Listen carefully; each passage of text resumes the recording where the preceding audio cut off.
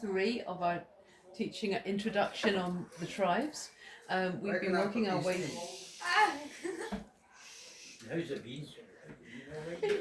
Keep going. We've been working our way through the tribes, and we're just about now to come to the last 4 tribes, I think. The next one is going to be Mannaseh, which Mannaseh is linked in very closely with Ephraim.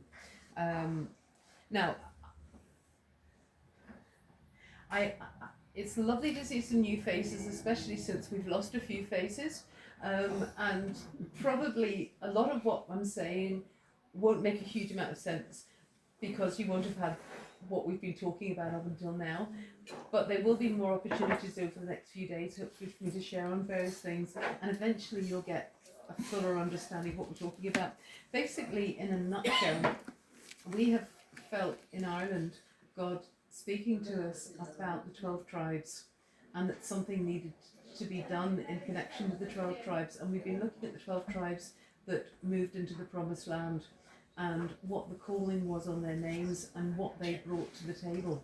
That's really the crux of what the tribes are about at the moment. So I've been working my way through the different tribes and also explaining about how so many of the names of the tribes actually are tied in with rope making and binding and unity and things like that. Okay, so Mannaseh is the next one. Now, when Ephraim was about, Mannaseh was never far away. It's the idea of Mannaseh. The name means something along the lines of wiping out a debt. It's the idea of forgiving and forgetting something that is outstanding. Okay, so Nasha means to forgive, as in the removal of a debt. Now you might be looking at that and saying, but it's Mannaseh. But think of it as being Mannaseh. So it's the Nasha part is to forgive, as in the removal of a debt. The root word is nun shin, or nash, which is the Hebrew word meaning alone, or also to despair.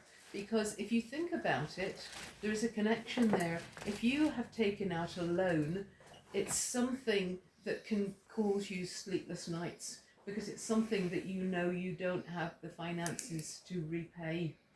So to despair is connected in with the idea of alone. Hi, Mary. Okay, so nun shin is the Hebrew word for a seed, and shin is the pressure which causes the seed to be unproductive. Okay, Mannaseh would work hand in hand with Ephraim in the healing rooms, as so much illness is due to our unwillingness to forgive and to move on with our lives. Okay? Okay. I just want to mention that I've noticed there Nasha, they're the same letters for Nahash, which is snake. Yes, it is. Yeah. Mm-hmm. Yeah. And often a snake is something which constricts and causes pressure. Well, if you think of like a cobra. The Hebrew word, as I understand it, for snake, is it nakrash? Nahash. Yeah. Okay, so Dan, the tribe of Dan is Dalit. So basically, what I was saying was Ephraim and Manasseh. Those two tribes always went together, and really the idea of them. Ephraim is the idea of bringing beauty out of ashes. Manasseh is the idea of forgetting a debt. So when you think of healing rooms and a lot of ministries, so much of healing is down to somebody actually forgiving something, or having going through prayer ministry and setting aside something that's been eating at them for 20 years, that she said this about me, or he was given that, and it's ruined the next 20 years of their life because they're still staying back in that, and it's caused mental illnesses and physical illnesses all to come out of it. So we have a movement, you've probably got it over here, I imagine, the healing rooms, and a lot of what they do in that is talking about even financial debts as well, and moving on. So the tribe of Dan is a very simple one, Dalit Nun. Dalit being the doorway, Nun is the seed. So the Dalit Nun or Dan is a doorway to begin to plant seed again. I think that's a lovely idea. Yeah, and when you think of Adonai is from that same root word, Don or Dan. It's the idea of seeing an opportunity to start to clear the ground, to start to plant seed, as we saw with the tribe of Zebulun. Zebulun were landowners. They weren't just wandering mindlessly as nomads from one place to another. They were actually saying, right, okay, there's a good patch of ground there. It's fertile soil. It's well irrigated. It's not going to be windswept. It's not going to have the harsh sun shining down on it, but there's enough warmth there. It's well sheltered. That's, a good place to clear the ground, plant the seed again, and start moving forward.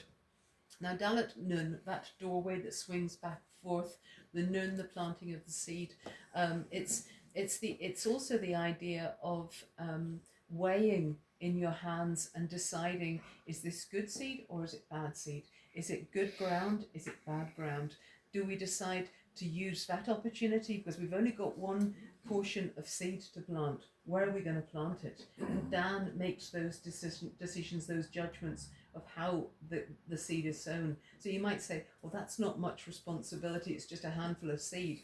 But the potential that's in that handful of seed, it's either going to go in the right place or the wrong place. So it's up to Dan, the judges, the lords of the land, the Adonai, to make that decision.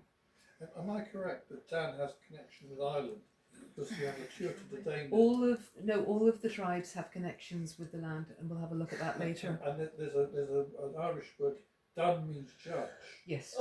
Dan. Yeah, but it's not just Ireland. It's also Scotland. When you've got Dunedin, you've got the judges of Eden. You've got Aberdeen. Eber is the ones who crossed over. Aberdeen is the ones who crutched out, and they were judges. You've got it all around the British Isles. The sons of Eber. Yeah. Okay, so I say Adonai, Lord, shares this same root word. The Lord, or Adonai, brought order to the land with good husbandry. In biblical times, gods were linked with the land. Hence, Yahweh was the God of the Hebrews, and Elijah, or Elijah, means Yah or Yahweh is my God. Okay, the Lord knew that ivy would destroy the landscape as it took its stranglehold on trees and woodland, and that's something that we see so much around in Northern Ireland now. There's no good husbandry. Nobody seems to take responsibility for cutting back ivy, and all these trees that have been there for hundreds of years are just gradually being destroyed because of ivy, smothered. So the Lord, or the Laird of the land, would bring order and hope to the impoverished and the destitute by offering work and a livelihood, and often a roof over the farm worker's head. So you can see how the tribe of Dan is basically called to make those decisions of how to work the soil, work the potential, and that is the resources that are there to get the best out of them. So the tribe of Dan, the tribe that understands a situation and has the desire and aspiration to do something about it. In Ireland, with our Ireland's Destiny Hub, we have what we call the War Room, and it meets, it used to be on the 7th, the 14th, the 21st and the 28th of the month.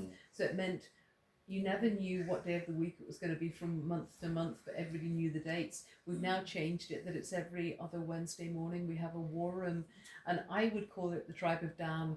It's calling together people on Zoom, but people from South Africa come on it, people from Canada, Spain, they all come on it. It's usually about 30 Jacintas on it, and we basically have somebody who leads it for 10 minutes on what they believe the Lord is speaking into at the moment. And it's open to anyone, so any of you are very welcome to come onto our War Room. And so you have 10 minutes of somebody sharing. Now, the only thing is, it's from 6:30 to 7:30 in the morning. Every Monday, 6:30 a.m. Okay. It's now alternate Wednesday mornings. So how do you walk together? Is it praying? What we do is we have 10 minutes of somebody sharing what they believe the Lord is leading, just to kind of settle everybody's hearts and minds. And then we have 10 minutes of everybody turns their mic off and prays in the Spirit. And then as we come back on, people share if they've seen a picture or if they've heard a word or felt encouraged to share a verse. And we pray into situations, political situations that are going on at the moment. And when somebody shares something, they don't just share it, they then have to declare and decree what they believe God wants declared and decreed over whatever the situation is. How do you filter out crazies? We know the crazies. We know them. Yeah. we've got the Not power to so mute. much. There actually aren't any. It's actually. I'm the crazy one. They have the discernment to weigh up a situation. Now, in actual fact, when you look at who were the two who did the tabernacle?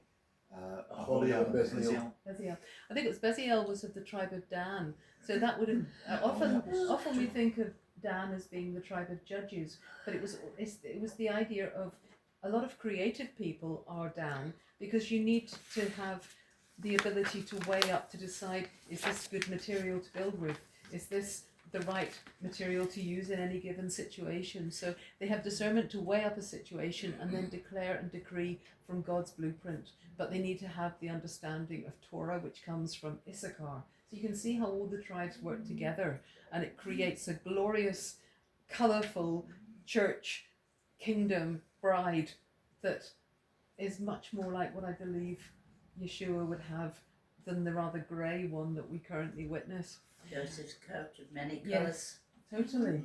And what the clergy has crushed for years Yes. and years. Yeah.